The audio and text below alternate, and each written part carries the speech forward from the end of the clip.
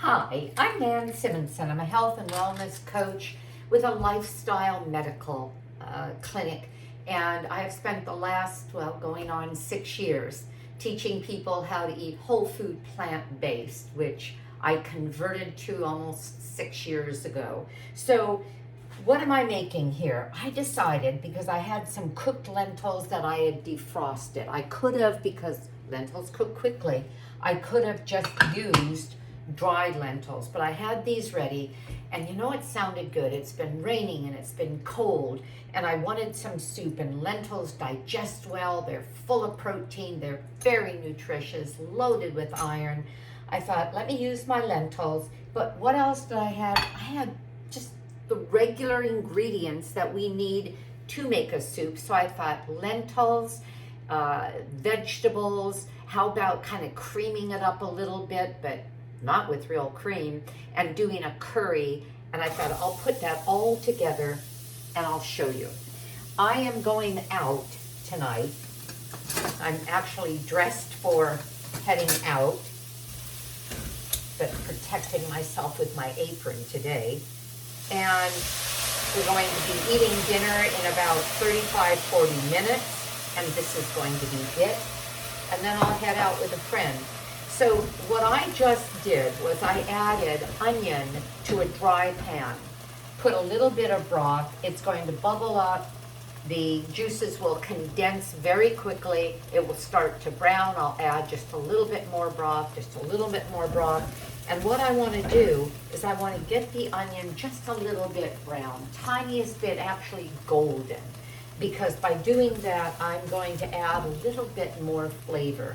I don't have to do that. I could actually put all the ingredients for the mirepoix, which is a French base for most of their soups and stews, which is onion, carrot, and celery, and sometimes certain herbs, but those aromatic vegetables are what you start with. See, already the broth is cooking down, and this is really getting hot, and it's causing it to brown just a little bit. I'm going to add the carrots and the celery, and then I'm going to cook it for about 10 minutes to soften them, and the onions will then become translucent. Well, actually, they're getting translucent right now. Why do we do that step? It takes the bite out of the raw onion flavor. Actually, this is looking just fine.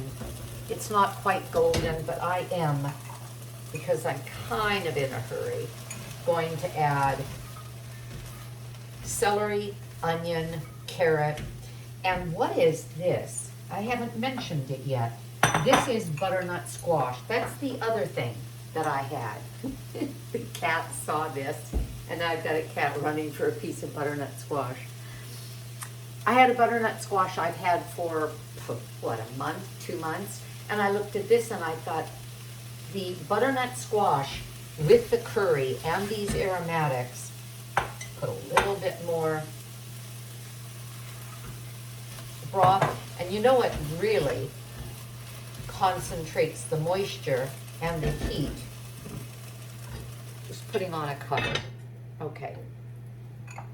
But when you have a sweet tuber like this, well, this isn't a tuber. This is an over-the-ground squash.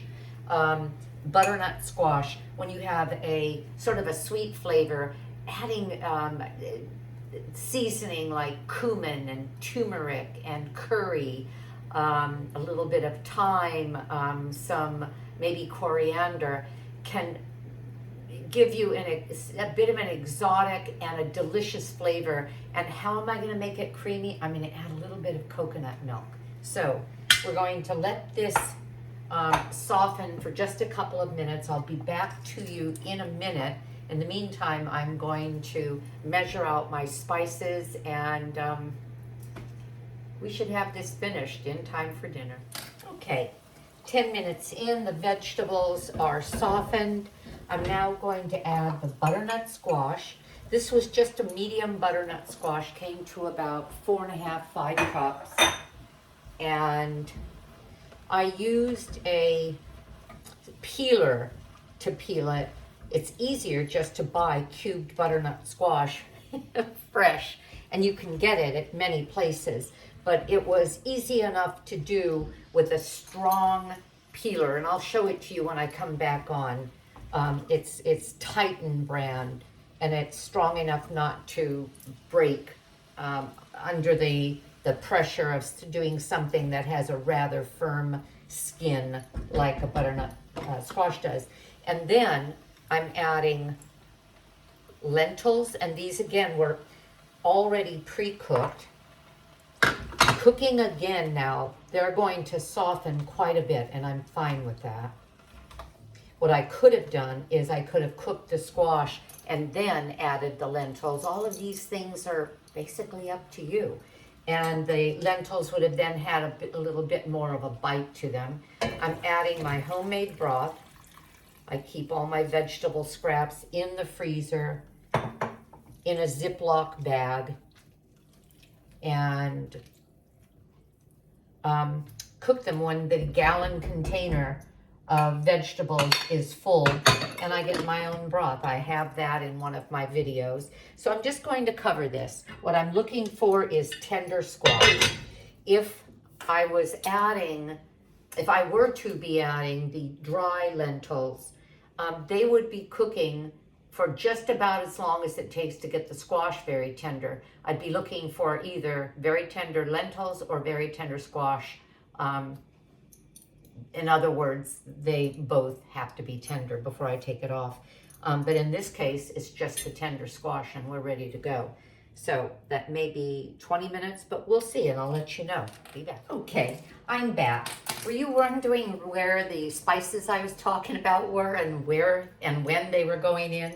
Well, I should have thrown them in with the veggies. I should have put the garlic in, a number of cloves of garlic, and then the seasonings, which were cumin, coriander, curry, a little bit of oregano. All those numbers are in there. But that was about 25 minutes ago. Put those all in. This is looking wonderful. Very, very tender. The squashes, the lentils have kind of gotten, well, rather soft now. I'm going to add to this broth, hot broth. And what was in this cup before I added the broth was almond butter. I could have put tahini, sunflower butter, or almond butter to give me some more lusciousness. This is not low fat. This is one of those, well, at this point, considering you're going to get, what, 6, maybe 7 servings out of it, at this household, it'll only be 4 because we eat a lot. And at one time, we eat a lot of soup. Okay. Now, I'll get the rest of that. Well, here, we'll do it with this. Okay. And I'm also going to add some tamari. You notice I haven't added salt. You could add salt if you choose to. But I'm adding some tamari, some lemon juice, and some freshly grated ginger. And then, this is adding to that curry flavor. And then, I'm adding coconut milk. Now, I'm going to decide if I'm going to use the whole can or not. I don't want it too creamy, and I don't want it too watery, but I want the creaminess of the coconut milk. And what would I do with another half a cup or a half a can? I would freeze it and use it in some other kind of a bean dish or a dish where I wanted creaminess and didn't need the whole can. The other thing I do is I freeze things in my Tovolo silicone ice cube trays that are square, and they are 2 tablespoons per ice cube tray. And I could freeze this that way and just throw in a couple of cubes. 2 cubes would be 1/4 of a cup of creaminess. Let's see what I think of the flavor. Always taste and then adjust your seasonings. Oh my goodness.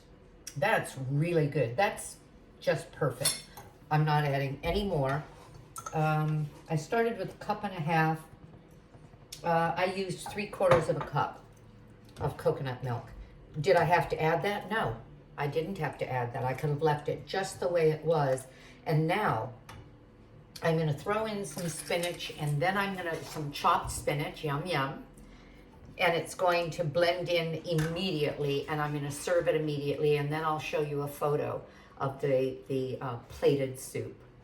I hope you enjoyed this. Give me a thumbs up. Let people know about whole food plant-based as a lifestyle fix, a way to live long, strong, and enjoy every year you have. Bye-bye.